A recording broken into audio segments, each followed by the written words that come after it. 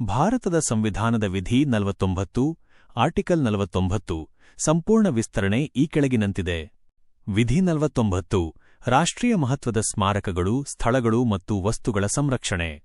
ಸಂಸತ್ತು ಮಾಡಿದ ಕಾನೂನಿನ ಮೂಲಕ ಅಥವಾ ಅದರ ಅಡಿಯಲ್ಲಿ ರಾಷ್ಟ್ರೀಯ ಮಹತ್ವವನ್ನು ಹೊಂದಿದೆಯೆಂದು ಘೋಷಿಸಲಾದ ಪ್ರತಿಯೊಂದು ಕಲಾತ್ಮಕ ಅಥವಾ ಐತಿಹಾಸಿಕ ಆಸಕ್ತಿಯ ಸ್ಮಾರಕ ಅಥವಾ ಸ್ಥಳ ಅಥವಾ ವಸ್ತುವನ್ನು ಸಂದರ್ಭಾನುಸಾರವಾಗಿ ಲೂಟಿ, ವಿರೂಪ, ನಾಶ, ತೆಗೆದುಹಾಕುವಿಕೆ, ವಿಲೇವಾರಿ ಅಥವಾ ರಫ್ತು ಮಾಡುವುದರಿಂದ ರಕ್ಷಿಸುವುದು ರಾಜ್ಯದ ಕರ್ತವ್ಯವಾಗಿರುತ್ತದೆ.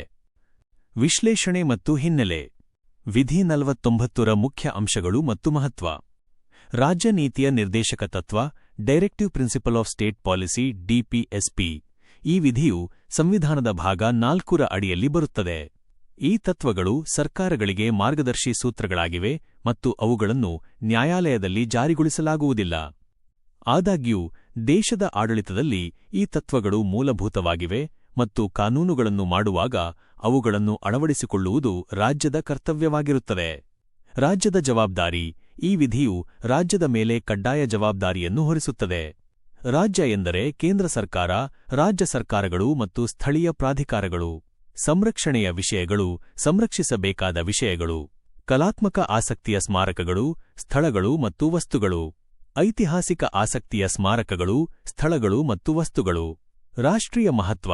ಸಂರಕ್ಷಣೆ ಕೇವಲ ಸಾಮಾನ್ಯ ಸ್ಮಾರಕಗಳಿಗಲ್ಲ, ಬದಲಿಗೆ ಸಂಸತ್ತು ಕಾನೂನಿನ ಮೂಲಕ ರಾಷ್ಟ್ರೀಯ ಮಹತ್ವ ಎಂದು ಘೋಷಿಸಿದವುಗಳಿಗೆ ಮಾತ್ರ ಅನ್ವಯಿಸುತ್ತದೆ. ರಕ್ಷಣಾತ್ಮಕ ಕ್ರಮಗಳು.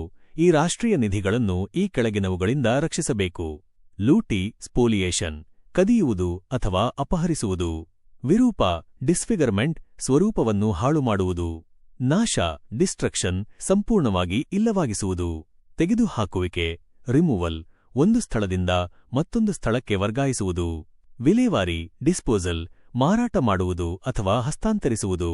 ರಫ್ತು, ಎಕ್ಸ್ಪೋರ್ಟ್, ದೇಶದಿಂದ ಹೊರಗೆ ಕಳುಹಿಸುವುದು.